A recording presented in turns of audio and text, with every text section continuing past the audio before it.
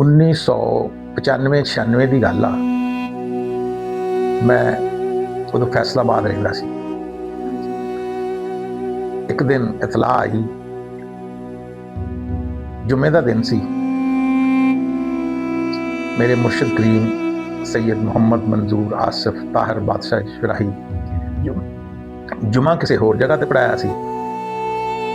शाम नूं इतलाह आई कि महला शरीफपुरा च तशरीफ लिया रहा है असर वेले, असर तो बाद। बड़ा शौक होया, जल्दी जल्दी महला शरीफपुरा पहुंचे। बादशाह जी तशरीफ लै आए। उन्हां दे कमाल ते बेशुमार आ। सिर्फ एक गल सिर्फ दसन वास्ते फौरी उस टाइम उन्होंने गल दसी कि तीसरा कलमा शरीफ जिहड़ा ना इनू तुसी पढ़िया करो। ये उस दिन सारी जमात नूं कल्ले कल्ले बंदे नूं ये नहीं किसी खास बंदे नूं इजाजत दी। सारे लोग जिहड़े तकरीर सुनते पे सी ना, सारियां नूं आख्या कि तीसरा कलमा पढ़िया करो, ये बहुत फायदे आ। आखिरत विच तो है ही है, इस दुनिया च भी 70 परेशानियां दूर हो जांदियां इंसान दी। ये गल सुन के मैं घर आ गया। इतफाक ऐसा होया कि मेरे मामे का बेटा मास्टर मकसूद वो उस दिन शहर आया सी। वो तकरीर सुनने वास्ते उत्थे नहीं गया, शहर आया। शहर आके उन्हें पत्ती चाय की पत्ती जी 10 किलो खरीद के रात नूं घर मेरे को आ गया। वो सुता, मतलब रात नूं गपशप हुई तो मैं उन्होंने ये गल सुनाई। मैं क्या अज मुर्शिद करीम ने पीर ताहिर बादशाह सरकार ने आ गल आखी आ कि तीसरा कलमा जिहड़ा ना ये इस तरह पढ़िया करो कि तुसी अगर बस में बैठे हैं ना तो बस में गाने लगे ना तो तुसी गाने वाल तवज्जो नहीं करनी, अपनियां अखां बंद करके तीसरा कलमा शुरू कर दिया करो। इस अंदाज ही दसिया कि तुसी दूसरे शोर ते गौर नहीं करनी। कोई नचदा ते नची जावे, कोई टप्पदा ते टप्पी जावे, कोई गाउंदा ते गाई जावे, तुसी उधर तवज्जो नहीं करनी। तुसी अपनी टेप चला लिया करो, अखां बंद करके तीसरा कलमा शरीफ पढ़ना शुरू कर दिया करो। इस अंदाज च उन्होंने ना ये बयान किया। मकसूद नूं मैं गल समझाई। मैं कहा यार मेरी गल बड़ी दिल लगी आ ते ये मैं तेनों दसदा पिया वां, तू तो नहीं गया लेकिन गौर नाल मेरी गल सुन ला कि इस गल ते अमल करना। कहंदा ठीक आ।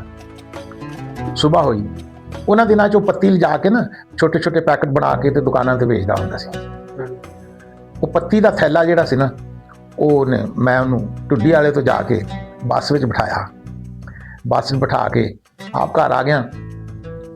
वो थैला बारी दे नाल ही एक जगह होंगी पिछले सीट के थले, उत्थे थैला रख दिता।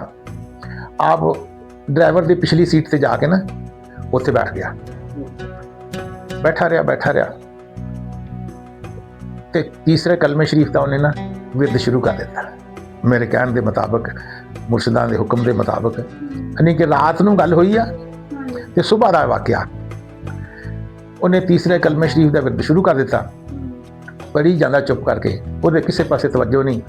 जिद्दां मैं दस्सिया सी उस तरह चलदा जांदा।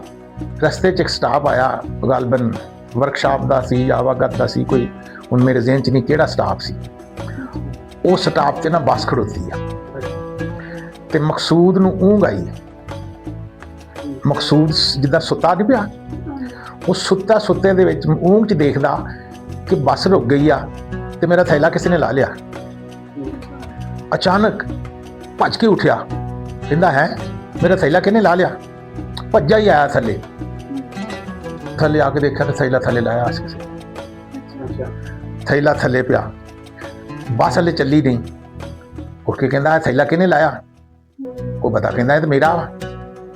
कहंदा इहदे च की आ। कहंदा आटा। कहंदा ये आटा वा, इहनूं खोल खां। खोल के देखा तो उहदे विच पत्ती सी। ਉਹਦਾ भी थैला उत्ते पिया सीगा। यानी उन्हें गलती ना नहीं लाया, पर लथ गया सी थैला, तो थले लथ गया सी ना। उन्हें चाह की पत्ती लै जानी सी, इन्हें आटे का थैला घर लैके आना सी। लेकिन तीसरे कलमे का कमाल फौरी तौर पर इस तरह मौके ते, यानी ऊँघ आई कि तेरा थैला थले लथ गया है। जाके देखा, बड़ा हैरान होया। कहंदा वाह मुर्शिद जी, वाह वाह बादशाह जी, इतना कमाल राती दसिया हले तुसीं। तो मैं हाले पढ़िया ही आ तो फौरन इतलाह होगी कि तेरा थैला थले चल गया, तेरी यानी परेशानी, इतनी बड़ी परेशानी तो अचानक बचा लिया। ये है तीसरे कलमे दा फजीलत, तीसरे कलमे दी फजीलत तुहानूं दसी आ, और ऐसी दसी जिहड़ी तजर्बा होया। ये सुनी सुनाई गल नहीं, ये किताब च नहीं पढ़ी, ये आप ना बीती आ। मैं सुनी, मैं मकसूद नूं क्या पढ़, उन्हें पढ़िया, फौरन उहदा फैज़, उहदा असर फौरन ही असी वसूल किया। ये है जी तीसरे कलमे की फजीलत तुहानूं दसी आ मैं, जिहड़ी कि मैं अपनी जिंदगी दे विच खुद नोट की सी। वीडियो अच्छी लगे इहदे ते कमेंट करियो, ते नई वीडियो देखने वास्ते चैनल नूं सबसक्राइब जरूर करिया करो।